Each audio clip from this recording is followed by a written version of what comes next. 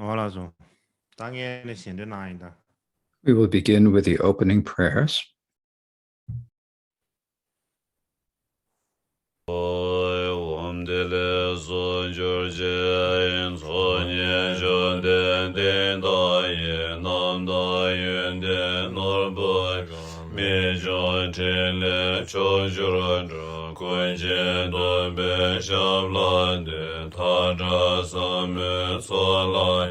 Shinde dabzan cevaye dazir gobaramane Pajun lundu shamlade ngaje te marindo bandu je gunje parot Monde gowa doze ba arya deve shamlade Java nile sorai sene java jishin jave demba jezeba paba tome shablai soso jeve soso ne goju gogo bonde sorai namla somboy je kejo yinye shablai Bijong bo be zi ji ge sa je nam ba chu yun go nge bo ba jun je ba cho je lang bu sham lan cho le nam bra ja wa ye we je zam le gang wa da nyam do ta be be ga ra 追结长辈上来的罗桑世界日本多边多说你马上我面前边边在云的为结上来的来不拉松为南干了罗着大外沙外多结国面中结把沙家为结上来 大年节我南节多多年这边人就老家人的滚的别就多就我东不来说咱们连三节节都用着 切不来家为洋洋乱的把心到见不落着他们 具备松山就滚的许多宝宝感觉见着这个滚多就把他们接了另外一些大多加在才让滚多结束真就来接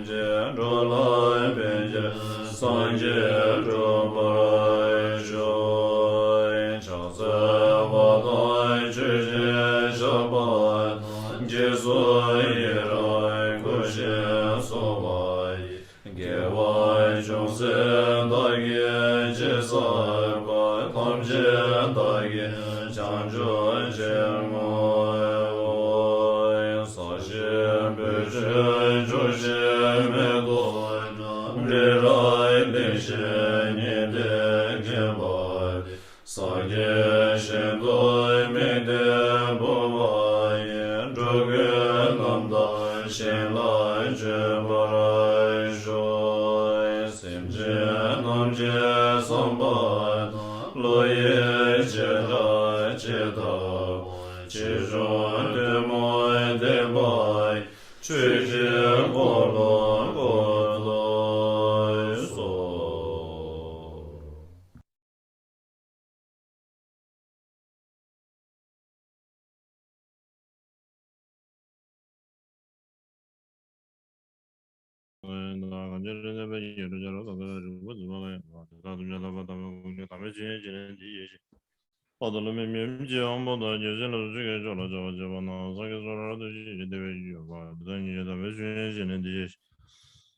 간다 주주 동계지대나 디젤람으로 잡아 강화소로 디제데베 세기자베 녀바데바데 라이케다르는 제게 모노다 메게나다 로그제라게 저도 바섬제게도 다게 제데 강게 대저로 좋은 보면 베게메 바 제바메 바다메 바 원메 바다메 바다제 메디제메 주변 예시데 바도 거성이 만남지 담바데라 찬자로 시작하라 캐러기 원게 제베던 주제는 하고 이게 에데마고네서 그 유를 보고 잘하자로 반대로 장화를 건조 남아가 마바 기으로 인주는 집에 이동네 좀 진례 근제 잡으러 온 주시경 배전을 안에 줄지 비변 전담에 도시 경원한 안에서 남아를 보시 나게 집으로 배매 대조라 그린 새벽 권에 지선데 구선도 경으로 사도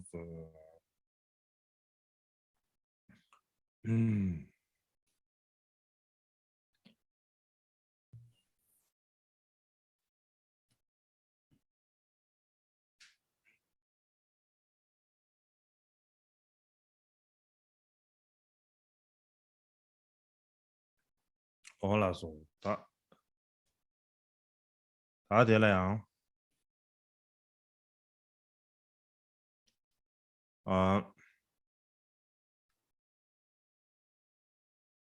드림 거스 다 담보들이야 남을게 상물이야 So today, to begin with, I would like to offer my greetings to all of you and Tashidele.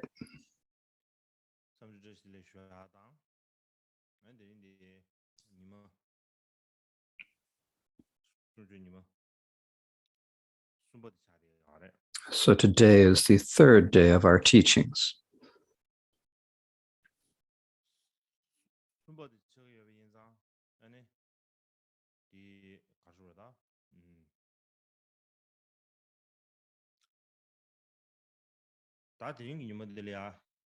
So as today is the third day, so for today, first of all, I'd like to continue the discussion we began the other day. I thought it would be good to begin with this.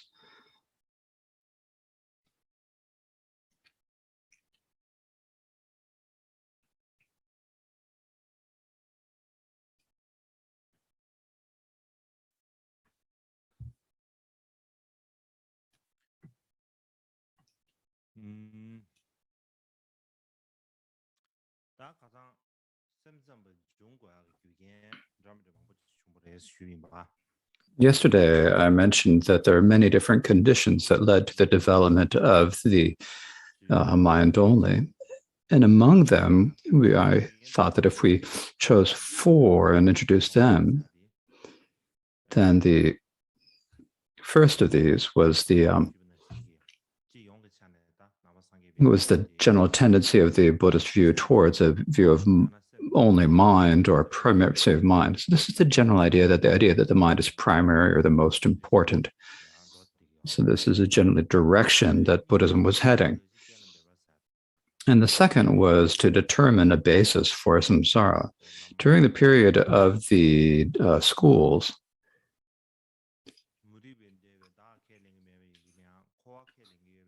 even though the Buddhists did not accept the non-Buddhist presentations of the self, they did expect the basis of samsara. And so because there is no self, the Buddhists say, therefore we have to identify what is the basis of samsara. And so there was a lot of discussion about that. And so continuing that discussion that happened during the period of schools, then the Yogacara developed the discussion of the ground consciousness.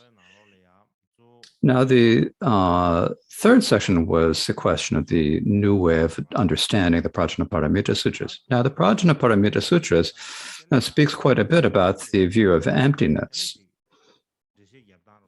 And because it speaks about the view of emptiness, to give another condition. So so there was the idea that to determine emptiness, we have to see that their inseparability, the phenomena and their nature. So this is another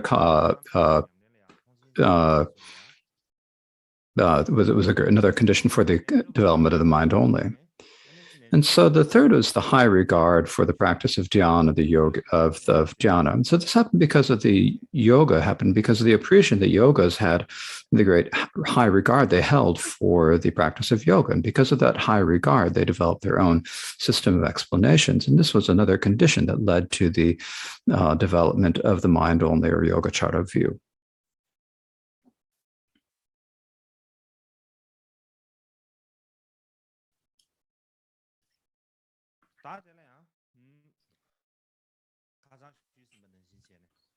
Now, as I described the other day, what we call the people who practice the people who practice the mind-only school are the yogacaras, the yoga practitioners. Now, what are the origins of these yogacara masters?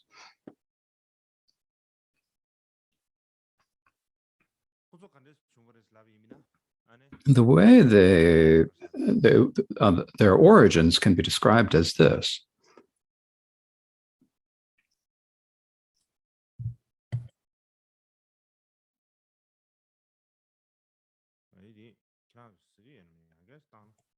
I'm not sure if you can see what I was showing. So let me show it again. Okay, that's it.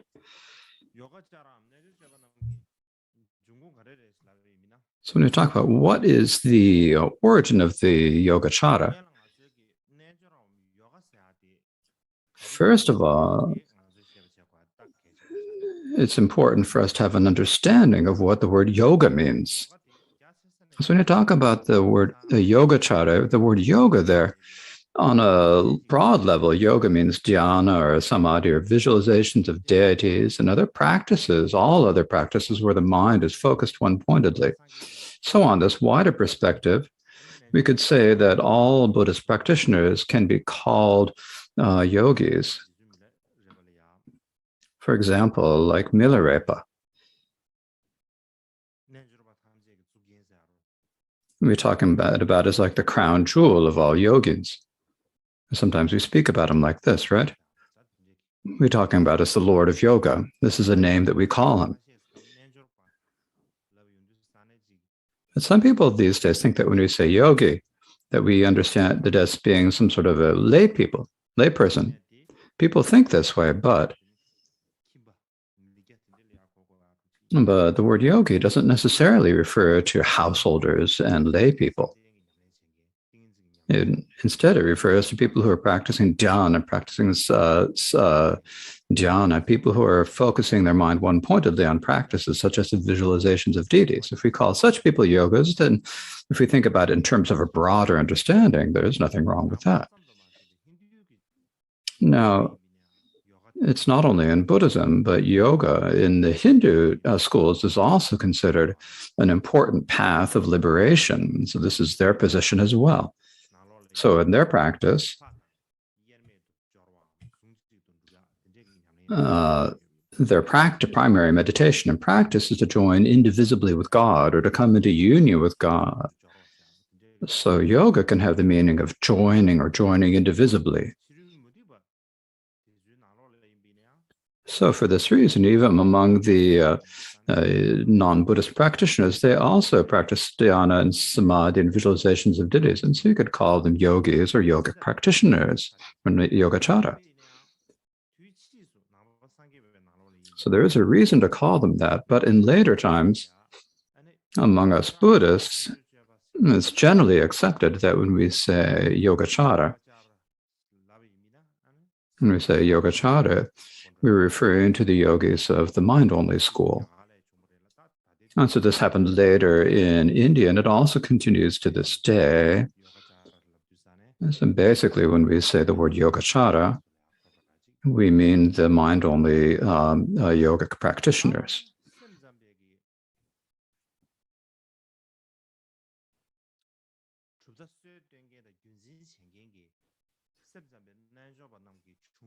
So what were the origins of these mind-only yogic practitioners who founded and upheld the mind-only school? Or alternatively, how did these original mind-only yogins emerge separately from other discriminations and form an autonomous school? Now, in general, as I explained before, we could definitely, it would be reasonable to call all Buddhist practitioners yogic practitioners, but what is the reason why the mind-only yogic practitioners were given the name Yogacaras? And so in order to understand this well, first of all, we need to begin with the text, the Yogacara levels, to explain it. Now, the Yogacara levels is in Sanskrit called the Yogacara Bhumi. When we talk about the Yogacara Bhumi, this is what we call in Tibetan the levels of the 5 schools. And when we talk about the 5, there are the 4 main parts. There's first the main parts discussing the levels. The second is the compendium of ascertainments. The third is the compendium of ascertainments, the compendium of enumerations, and the compendium of the manners of explanations. And so now in Chinese, they're just called the explanations of the Yogacara levels. So in the Chinese language, the general term for all 5 of these texts is we don't use the overall name, but we just call them the 5 sets, the 5 sections of the levels, and we call them by that name. So when we talk about these 5 sets of texts, or whether we're talking about the Yogacara levels, whether we're giving them a different name, but basically they're the same text. Now, these Yogacara levels, consider this Yogacara levels as to be very important and used it as their main source text. Now, if you think about what are the contents of the Yogacara levels, I will speak about them in detail later. I don't need to say much right now, but for today, if I talk about how the name Yogacara levels came about, then I think that is a good place to start. Now, as I mentioned before, in Sanskrit, the Yogacara levels are called the Yogacara Bhumi. So if we were to translate this colloquially, there would be 2 ways to understand this. So one way would be to understand it as meaning the stages of the yogi's practice. Or another would be a way to understand it would be the stages achieved by the practitioners of yoga. So the translation of this title into Tibetan, Chaya can fit between these 2 different understandings, are more close to the second of these, because it talks about the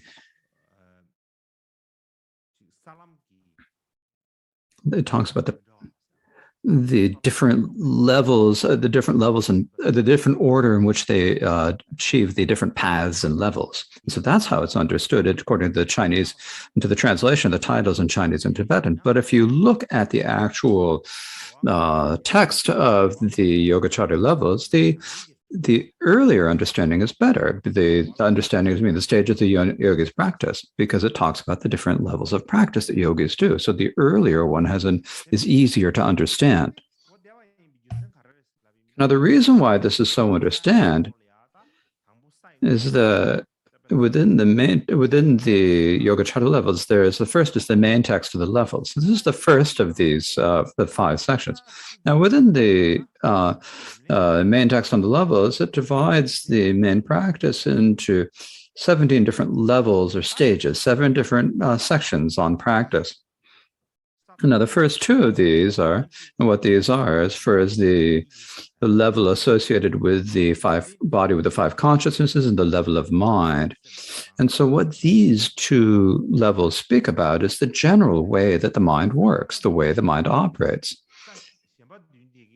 And so then the next 7 levels, and what these 7 levels are These are levels starting from where there's the level where there's consideration and exhibition, going to the level without remainder. And so these are 7 levels.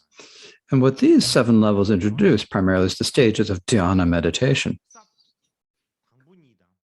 So basically, with these first two levels and then the next 7 levels put together, that gives 9 levels, right? 9 sections.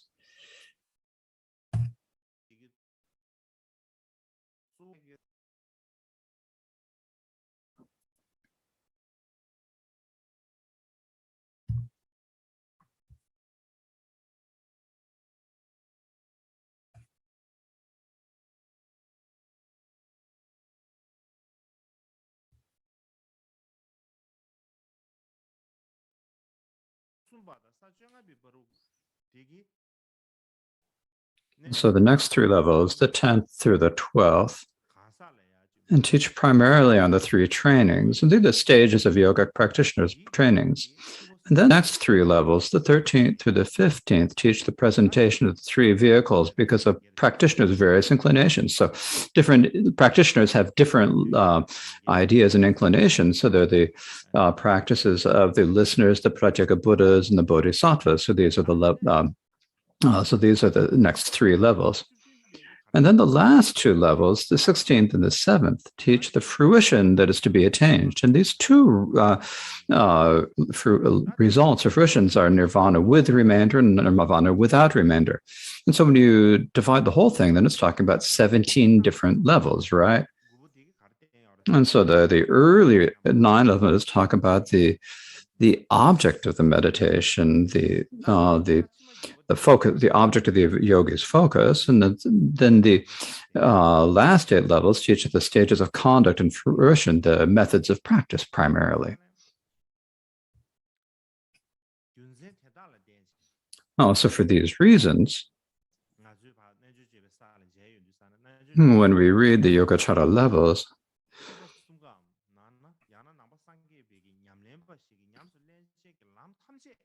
they teach all the paths practiced in all of the 3 vehicles by all of the different practitioners. These are all compiled and taught within the Yogacara levels.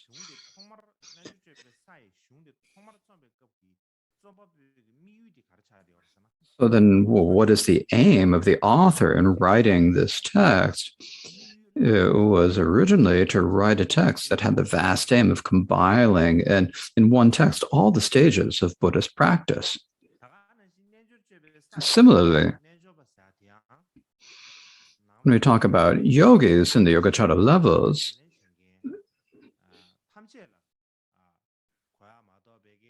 we should understand this as meaning all the Buddhist practitioners, not only as the Yogacara practitioners of the Mahayana, or only a few different practitioners. That's not how we should understand it. So, earlier we mentioned that the Yogacara levels are a source text for the mind-only yogins.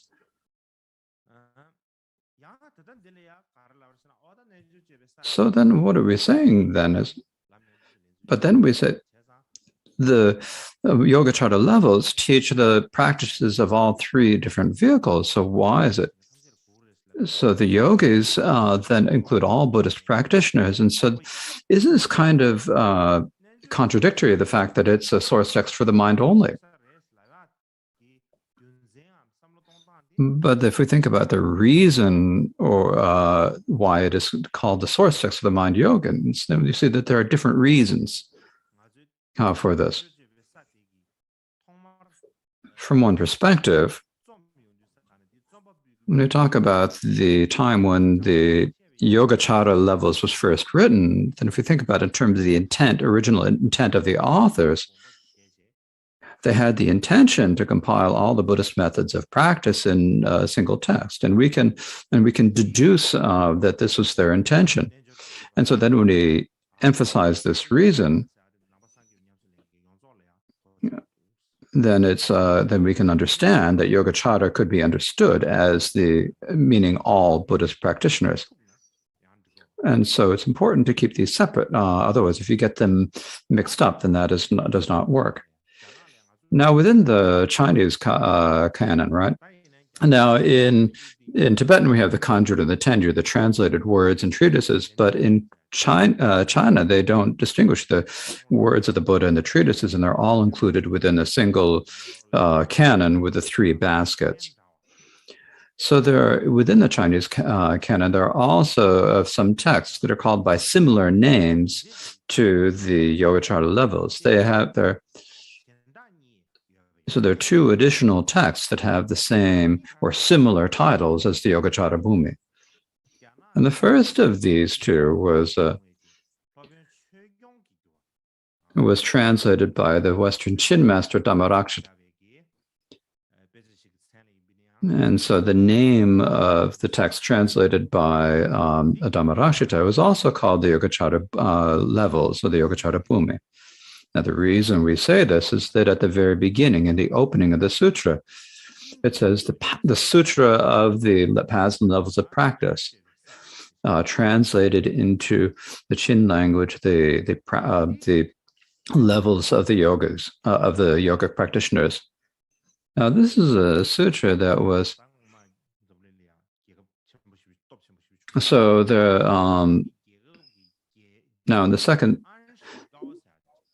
there was so this is translated by a monk named Anshiga, who was a prince of the Parthian Empire. The Parthian is a great empire in modern day Persia or Iran, and so he translated this text into Chinese.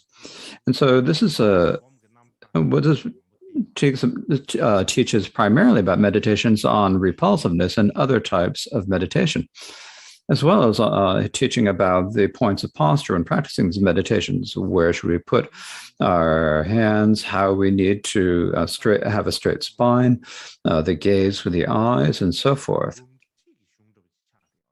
And so it's like an instruction manual on meditation. Now, in terms of its contents,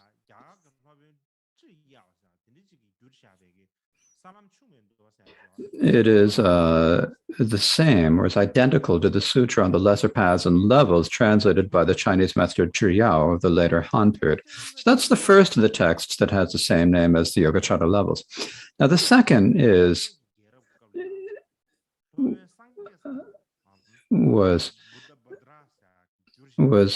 translated by Buddhabhadra at and it's called the Dharmatara Dhyana Sutra.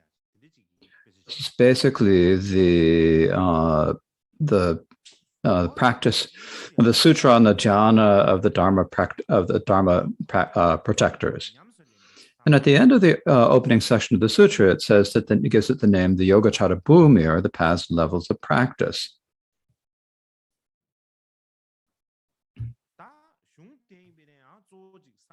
So, and in that text as well, it also primarily teaches on the practice of dhyana and gives meditation instructions.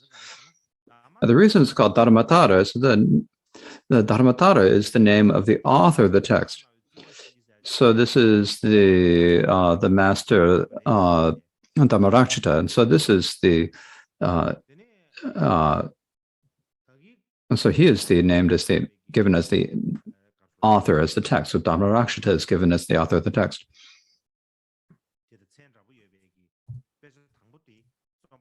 So there are these two texts, and the first of these was written by Sangaraksha, and the second was written by Dharmaraksha.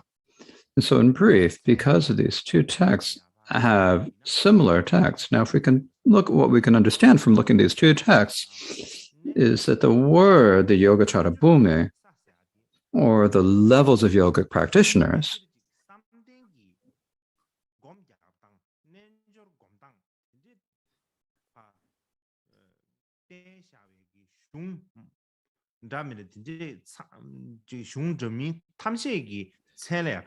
can be used as a title for all of the many different texts that primarily summarize the practice of dhyana, the practices of yoga.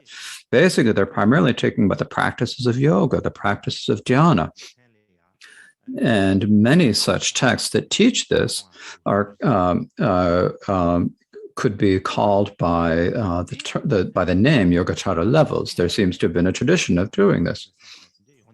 And so for this one, there are different texts called the Yogacara levels. And so in order to differentiate them, we say that since they're all called Yogacara levels, in order to distinguish them so they aren't mixed up, they're sometimes distinguished by the names of the names. For example, the one translated by Dhammarakshita was called the Dhammacakra Sutra on the practice and levels, but its actual name is called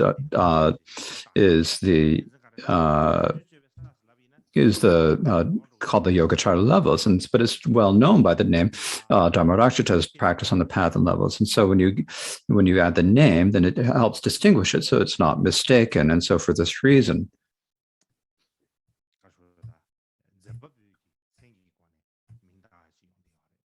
they were often named by the names of their authors.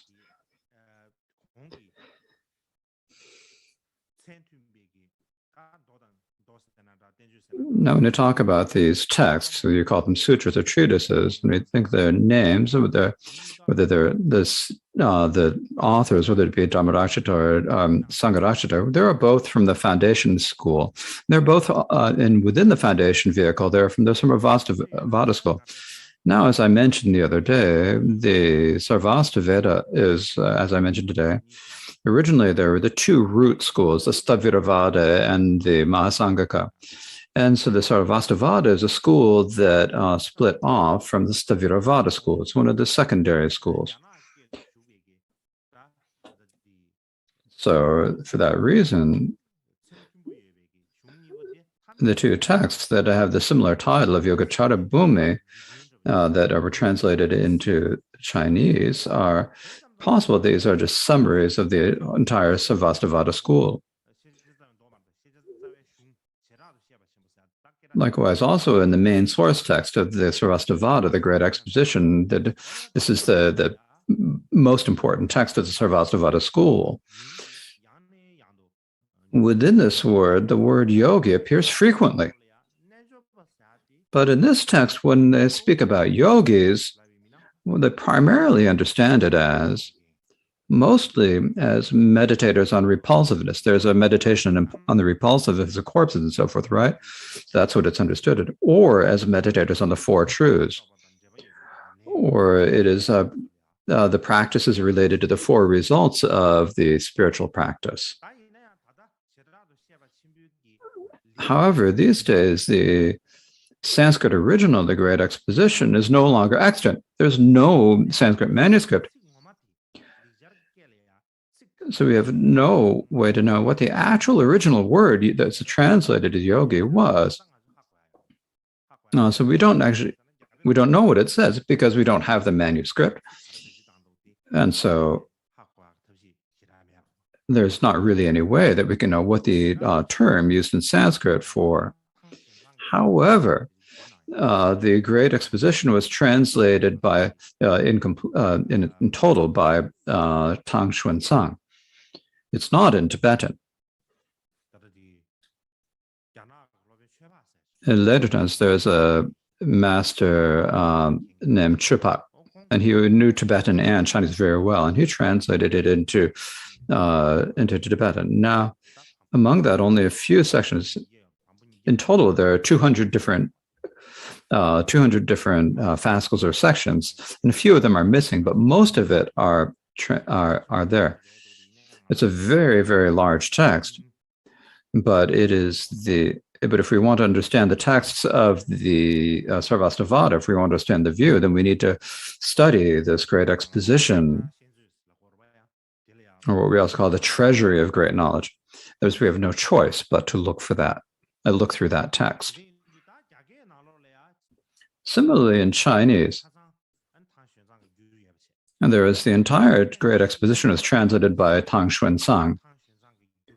And Tang Xuanzang also translated the Yogacara levels. And so the translator, the two texts were translated by the same translator, Xuanzang. So there's the word Yogacara that's translated in the Yogacara levels as Yogacara is also the same word as used in the Great Exposition because they're translated by the same translator, and he would know what the actual word was used in the Sanskrit, and of course he translated exactly in both texts.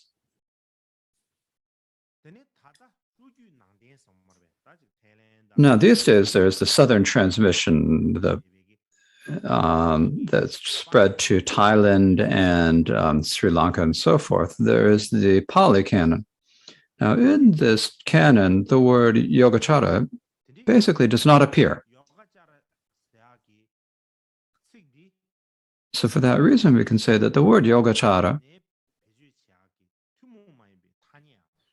was this possible that this word Yogacara must have been a particular term or jargon used by the Sarvastivada school only.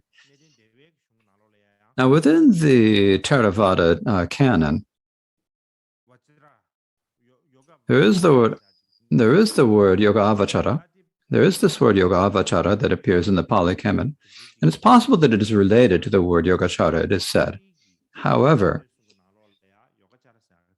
the word Yogacara itself does not appear in the Pali canon. And so now if we were to continue to speak about the usage of the word Yogacara, in the Great Exposition, there is an account of a certain event or a situation. And what it relates is that at one point, the yogis and abhidharmas had a dispute.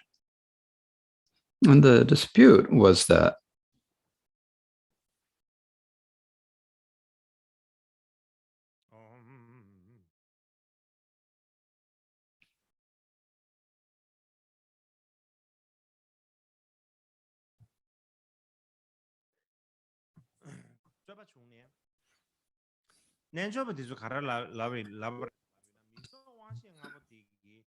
so what the yogis said is that the five sensory consciousness of the eye and so forth arise on the basis of the continuum of the previous mental consciousness, but they do not arise on the basis of the continuum of the previous individual's sense consciousness. So they arise because of the mind consciousness, not because of the previous, because of a substantial cause that was in the previous continuum of that same sensory consciousness.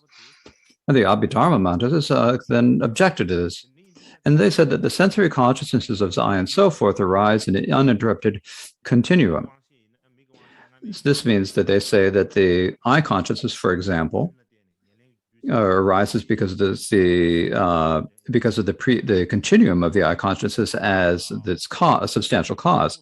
And if it is not that so, then it would destroy the entire determination of the faculties and the consciousnesses. And so what this shows, though, is that within the Great Exposition school or view, there were the authors of the treatises, those who did engage in intellectual practices, and there are also a group of practitioners. And so there were these two different groups.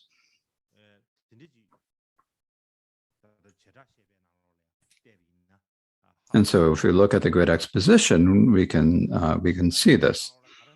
It also writes in the Great Exposition that there were differences between the yogis from the south and the north, and they gave some examples. And the example that they give, so if they want to give an analogy for the color white, the northern yogas will compare it to the white color of snow, whereas the southern yogis would compare it to the white color of sugar.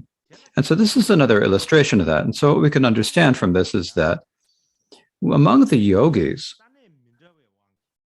because of their different geographical location, there are also different groups of practitioners. They can also be divided into different groups based on that.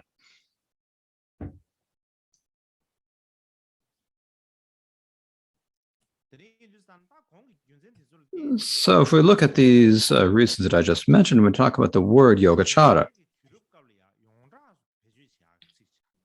It was a word that was used widely during the period of the schools. And later, when the mind, not only later when the mind-only school flourished, but also before that, during the period of the schools, when there were all the different schools, it was a well-known term at that time as well. And at that time, whether they're from different schools or whether they're different communities or different geographical locations, people who were practitioners were called yogacharas, or they were called yogis, and we can deduce this from the text of the Great Exposition.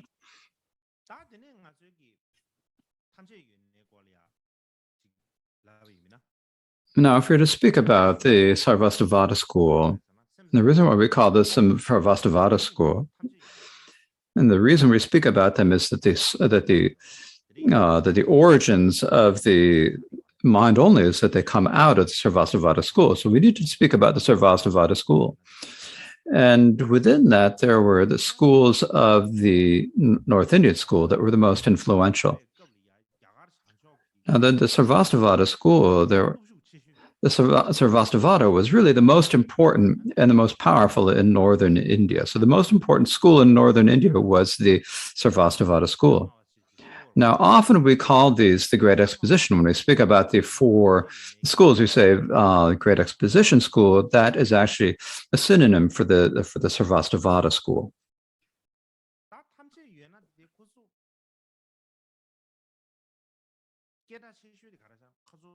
Now, the greatest fame of the Sarvastivada school is that they were very learned in the Abhidharma. And there is the text, the Great Exposition that I was just mentioning, that is 200 fascicles long, or 200 sections long. And you could say that this is the greatest accomplishment of the Sarvastivada school. It is the greatest accomplishment of all of their research.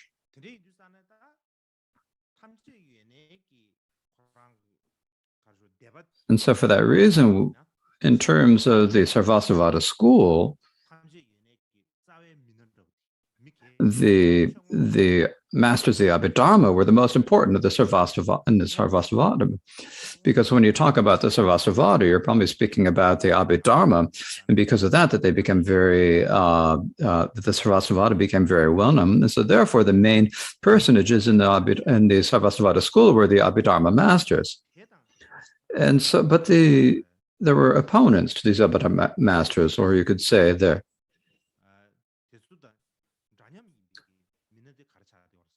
people who were of different, who were basically a similar level, who were kind of their opponents, were primarily the practitioners of dhyana, the yogic practitioners. Now, if you ask, did the yogis accept the Sarvastivada school and their positions? They accepted the views. However, occasionally, when they were doing their meditation and practicing dhyana, they would have these extraordinary experiences, right?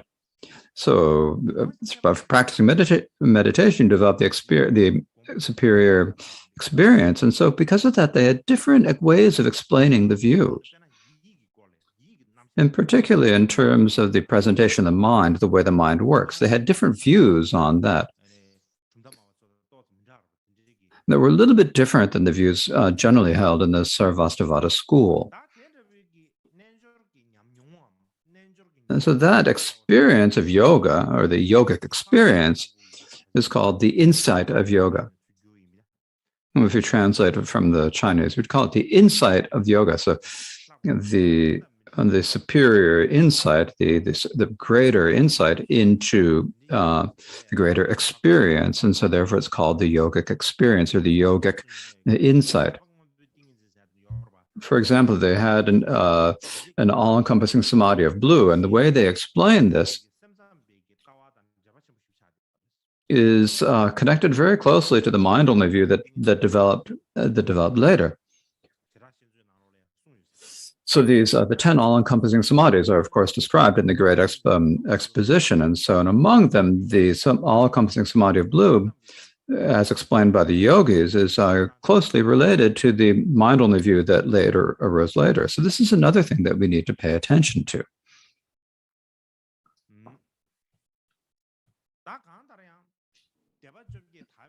In any case, even during the period of the schools, so not only in the Sarvastivada, but also in the other schools, there are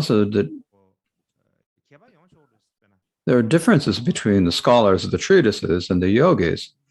You could say that the transmissions of the view and of practice, you could say they're both transmissions, could certainly happen in any of these schools. You could say that there are different communities of those who primarily emphasize teaching the view and those who primarily emphasize practice. It is possible that this could occur, isn't it? However,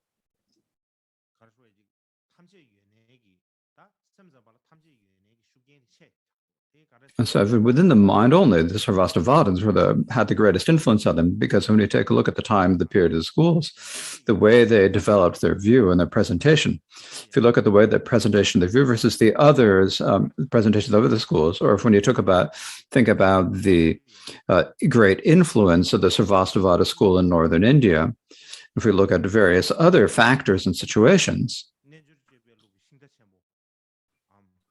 we can say that the great master of the yoga tradition, whether Asanga or Vasubandu or all of them, came out of the Sarvastivada tradition. And because if you look at the presentations of the view, it's very similar to the Sarvastivada. And the place they came from was northern India. And since northern India was a place where there's a very strong Sarvastivada influence. And so when we look at these different these many reasons, we can see that most of the mind-only Yogacara masters came from the Sarvastivada tradition. I think we can say that they all came from the Sarvastivada tradition.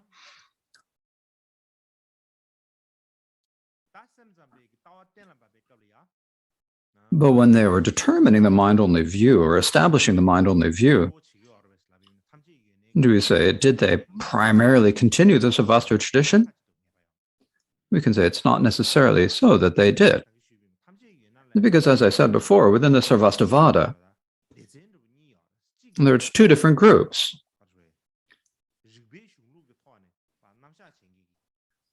There was the one group of the authors of treatises who primarily followed the teachings on the view and so forth. And then there are those are the yogis who primarily develop their teachings based on their yogic experiences. And so the mind, we think about who is it that the mind only primarily followed.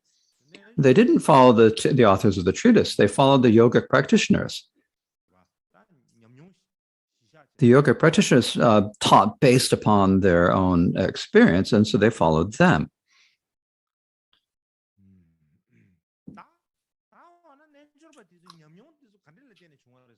So how did the yogis develop their experience? So how does they develop the practice based on their own experience? Now, as I said before, yoga primarily means meditation practice, means the practice of dhyana. There are people who practiced dhyana meditation.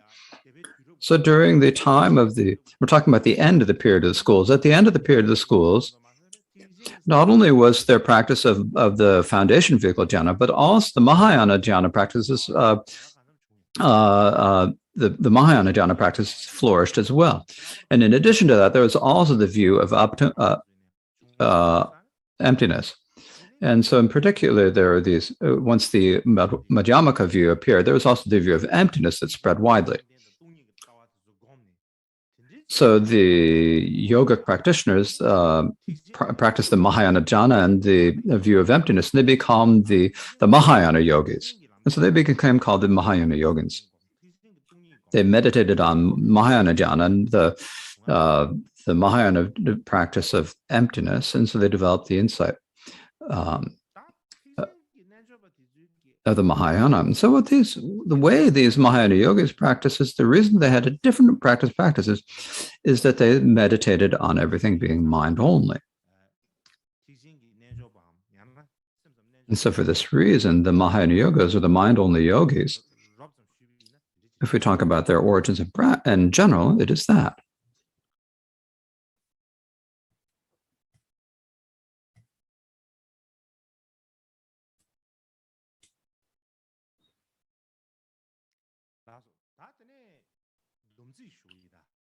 So now to give a summary of that, of the past few days' discussion of the various circumstances of the origin. We've spoken about this quite, I've chosen four main circumstances to summarize these circumstances about the origin of the mind-only view. During the period of the schools,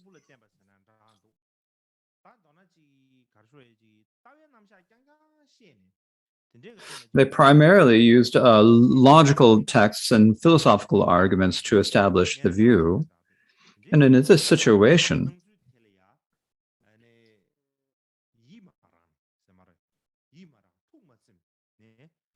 there were some who were not satisfied with the situation.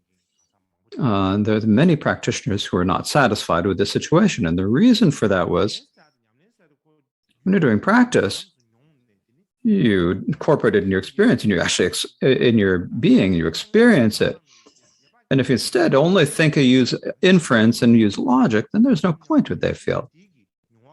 And so they practice the path, and then they look at the experience that arises based on that. And there are many people who felt that way. And so what they decided, and so what they said, four basic things that they did.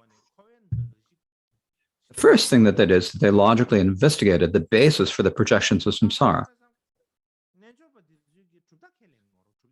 And the reason for this is they have a philosophical presentation that they need to present. And it's a little bit different than those talked about by the authors of the treatise, but they did have their own presentation. And so they had to accept the path of logic as well. And they also used the path of logic to determine what is a basis for the practical projection of samsara. And so basically, this is what we call the all-ground consciousness. And so it's not just in logical texts, but they also, it's just their experience and meditation and investigate. And so in this way, they logically invested the basic for the practice of samsara.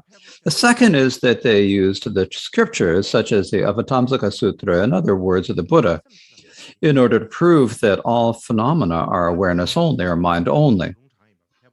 I mentioned yesterday these passages from the Avatamsaka Sutra and the Sutra of the 10 Levels, right? Normally, we recognize that as a different sutra, but it's actually a chapter of the Avatamsaka Sutra. Now we've taken that chapter out and call it separately as its own sutra of the Sutra of the 10 Levels. But actually, it is just a chapter of the Avatamsaka Sutra. Now, the third task they did, because of many different internal external conditions, they distanced themselves from the realist view espoused by the Savas tradition. They're looking to see whether it was in accord with the nature or not. So they distanced themselves from this, and they moved towards the direction of a view of awareness based on their experience of yoga and so forth. Not only did they move in that direction, at another point at that time, because there's a time of great developments, and they took many of the good aspects, the positive parts of the Mahayana middle way view. And another perspective, they also remedied the shortcomings of the middle way, and they added more to it, and they made new presentations of the three ground consciousness, the three characteristics, and three lacks of vestas. And in this way, they created the entire framework of their own school. And so from that time that they established that, what people called the people who asserted that school, they called them by the name the Yogacara. This is the Yogacara mind only came from this. And so within various different causes and conditions, they gradually developed. It's not like they all appeared suddenly in a single day.